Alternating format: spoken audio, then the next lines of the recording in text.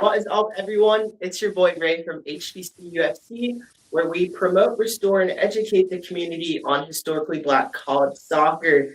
Today, I'm here with the Grambling State forward, Liana Bryant. Liana, welcome to the Hello. podcast. Thank How you. you doing? How you doing? I'm doing good, just excited to be here. So, And y'all are still on winter break, right? yep, we are still on winter break, but I go back this Thursday. So, Okay, well, are you enjoying your break and everything? yeah, no, everything's been great. I'm glad to be home. So, get to see my friends, my family, of course. So, yep. That's awesome, awesome. Well, I won't keep you too long. Just want to go a little bit about your journey. So you're a junior, right?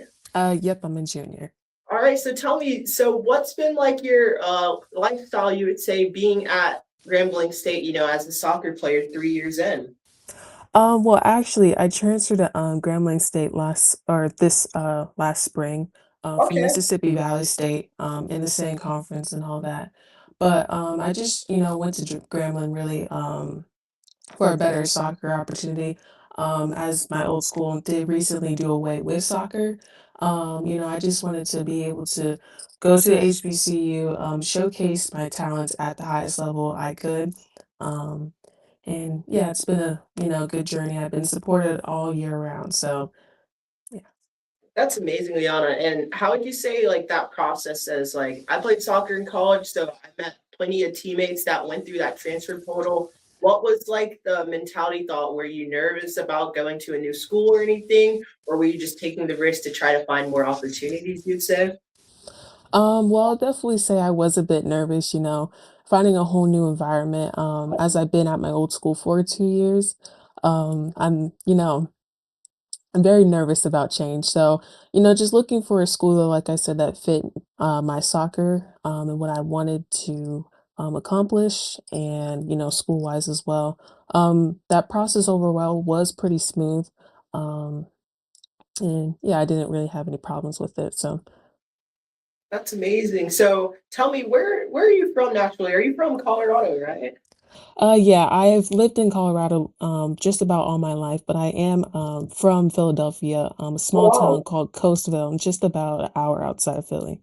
So. Okay, so how would you say Philly or Coastal specifically has affected you with your soccer journey? Was it a lot of soccer over there in your city town, or was it you were venturing off to play more? How was that like playing in your soccer? Well, I actually moved from Coatesville when I was 3, so I've been playing soccer in Grand Junction just about all my life. But really, the soccer here, I'm from a small town. It's 4 hours away from Denver, so I was traveling just about every single weekend to go play games down there. But I mean, it's been, I'll say, a lot of traveling. So a lot of sacrifices, for my family and all that to make sure I got down there to those games. But the club overall supported me very well through the process of my recruitment. Um, and yeah, I mean, the club overall, great club and all that. So, Would you say so? I saw that you were a forward. Would you say that's your natural position? yeah, forward. Would you say like specifically like a center forward, or were you like more out wide on left, right? Most naturally, I am a center forward. I like the center because I get to roam around the field a lot. I'm not restricted to, one side of the field. Though, if I were to play any other position on the front line, it would probably be a left forward. I am Okay. naturally footed, so I mean, getting to use, you know. Okay. No, I'm Yeah. left-footed as well, so it's nice hearing other people that are left-footed because you don't find a lot of those nowadays. I feel like Nope, you don't. So, we're just yeah. rare. We're just rare. We're built different. Yep. Speaking of forward, I remember you saying like being all over the field. So it looks like you played in 23 games and started 22. So you were always on the field going after it. So what Mhm. was your mentality, transferring in, trying to get as much playing time on the field and knowing that you're going to have to work a little harder just because you're coming in as a new face into this new school?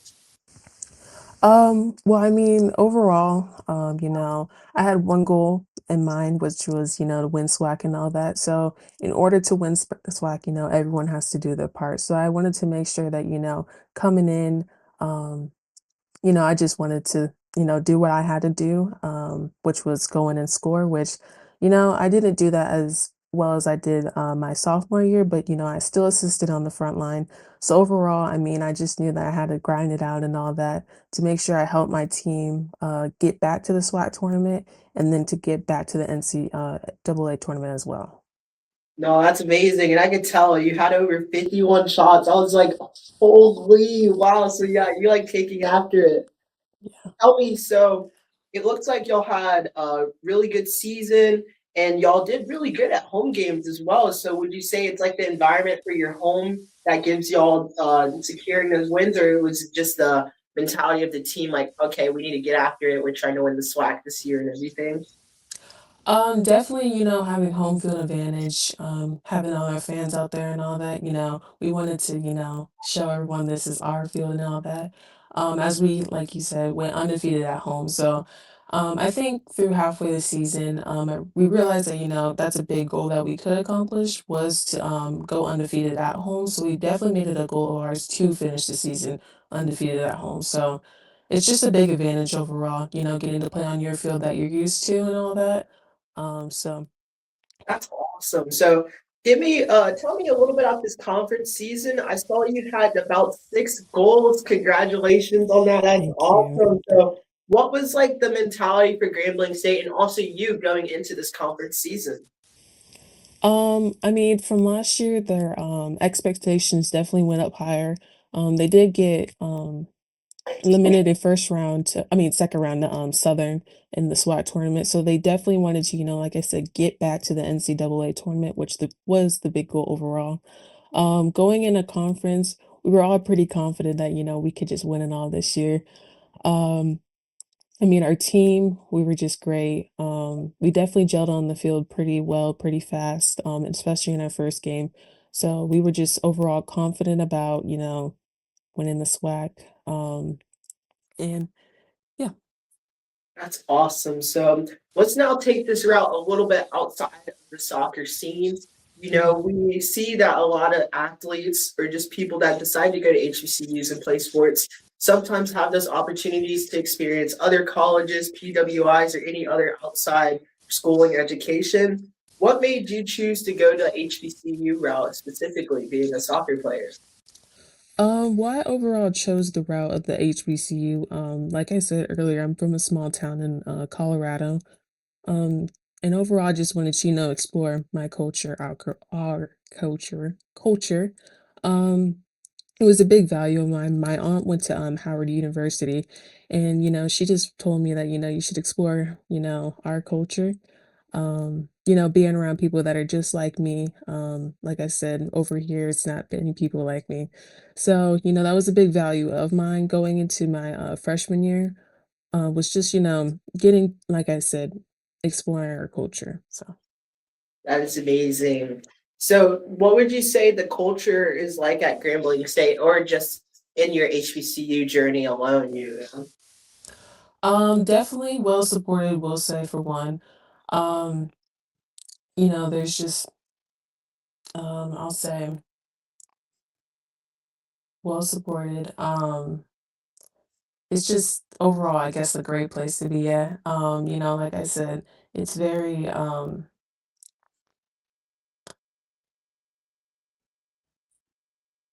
valued over there, that we're just there and we're just there to get an education and then also to play sports on the side. The sports is well supported and as a student there as well. So I mean the culture there like is great. That's amazing. So, I remember you saying just like outside of soccer and everything. What are some of your hobbies, and what do you major up at Grambling State as well? So I am an accountant major. I ended up choosing that because I like math. I Really? wanted Yeah, want to explore, money a little bit. So I thought that was a great major for me. And then hobbies outside of all that. I do love to paint, craft and all that. I run my own business on the side a little bit, just crocheting, painting, doing clothes and all that. So I mean, that's definitely something, I value outside of school and soccer, is, my arts and crafts. What would you say has got you as far staying with arts and crafts and doing your personal design while also doing the lifestyle of being an athlete? You know, a lot of athletes have to face their sides of deciding their creative routes or outlets outside of sports versus giving that in time work inside of the sport environment?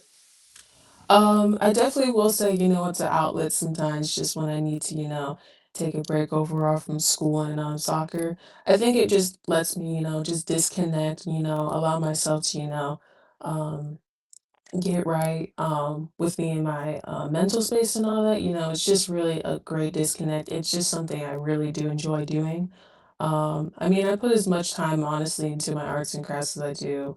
Like, I'm not gonna say soccer, but I just like to put my free time all into that because it's just like I said, something I do enjoy doing, just like soccer. So. So now that we know you do accounting, you do creativeness outside your soccer, what would you say is some of like the challenges you go to being a soccer player or just being at the HBCU route dealing with your daily lifestyle as well? Some challenges I face with, I mean, I do live off campus a little bit, so driving back and forth and all that is definitely one thing. But I mean, some challenges. I don't think I faced many. I mean, really many challenges. I think I balance my time pretty well with soccer, school, and all that. And like I said, my free time. I think I do a pretty good job at. I mean, with balancing all that. Um, Okay, so you're a little bit deeper inside of your year of being in school and also just through your soccer journey being a junior and also a transfer. How would you give advice to maybe some of the freshmen coming in, that have those same creative, expressive routes, but also focus on soccer and their school academics and everything? I will say overall, like I said, sometimes you do have to sacrifice. But I mean, not overall, but I mean, at the end of the day, it's what you do with your time, I feel like. We have 24 hours in a day. What do you do to utilize it all? Um, making sure that you're getting out there on your own time, practicing and all that, getting better every day, and then making sure that you're, staying on top of your schoolwork as well. Sometimes, like I said, when you just need a break, just do what you like to do, just disconnect from it all, as I would say. So, I mean, overall, I feel like you shouldn't stress about, your time and all that because, again, you do have 24 hours in a day, and it's like, what do you do with that time? That's amazing. And I know you talked about continuous improvement and training. So, how would you say going into this next coming season, you're going to have the spring and then the fall right around the corner? Is there any personal things that you want to improve on or try to train a little bit more about? Definitely. One big goal I think for next year is getting my shots off quicker. I know that you said I had 51 goals, shots on goal earlier. But one big thing I think going into next year is like I said, just want to get the ball off my foot faster. Just getting those shots off whenever I, have a small window. I think this year I kept the ball on my feet just a little bit too long, which allowed defenders to recover on me. Um, so just one big thing I just have to improve on this year and this next coming season. Like I said, it's just getting the ball off my foot faster. Um, and yeah. What about would you say as a team that you would hope you would be improving and your team improving as well going into this new season? What would you say was like your biggest team learning environment for Grambling State? Definitely moving off the ball for us was big this year. We do play a unique formation. So, I mean, we always had to constantly be moving off the ball for each other because, spaces were always open. Um, And so I think, learning the system and all that definitely was big this year. I think the biggest thing that, we did this year, I think next year, we'll have a little bit of a change in our lineup and all that. So definitely that will be the big focus, I think, next year as well, is getting to know the system and then running it properly because when we run it properly, you do score a lot. So. That's amazing, and that's very motivational. Just knowing that even with such a great season, and all the things y'all are doing at Grambling State, you still have things you want to train and improve on. So, what would you say is some advice to other? Well, actually, let's do another question. What would you say you being a female in the soccer community has affected your journey so far, and also just being with the skill and level you're at? Definitely, I feel like we're breaking barriers, I guess you'll say. Women's sports has been constantly growing, I think, for the last 5 years, and especially soccer. The NWSL being expanded. Just about every 2 years now. I think it's just very, great to see that us female athletes are getting the bigger stage, being put together for us to, showcase our talents and all that, and then being at the highest level as well here at Grambling. I think it's just, a great opportunity to know that again we have, the opportunity to showcase our talents at the highest level we can. So. That's amazing. So, what advice would you give to other women who want to maybe showcase their talents or skills, or also just their creative expressions in the college industry at HBCUs? I think overall you just have to be confident. Um, you know, just making sure that, you do what you have to do at the end of the day. Don't stress about it because I feel like when you stress about things, things may not go your way sometimes because you just overthink too much. At the end of the day, you know, like I said, just showcase what you have to do. I think one big thing as well is just knowing that, you are well supported wherever you go as well, is a big thing as well. So. Is there any quotes or moral things that you stand by that helps you move further and forward in your journey? Definitely not any quotes on my mind. But morals, I mean, I think one big thing is just kindness is one big thing that, I value and all that. And I say that because like, sometimes things that may not go your way and all that, but it's like how you respond as a person, affects your environment and all that.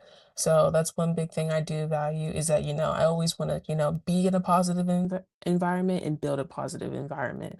So, negative environments, you don't produce as well and you don't get as well results. But, when you just come together, especially as a team, and, you just overcome, that adversity and all that, just knowing that, sometimes things may get rough, as long as, people have, positive mindsets and just keep things, moving forward and all that, I feel like, you can reach your goals and your team goals as well.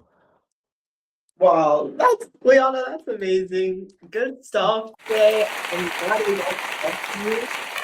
Would you like to give any shout outs or anything to anybody who will be watching this or in further endeavors sees this video live stream? No, I think I'll just say, hello to everyone that may be watching this, friends and family. Thank you again for supporting me throughout this whole journey. And yeah, Awesome. Well, thank you so much again, Liana. This thank is you. amazing.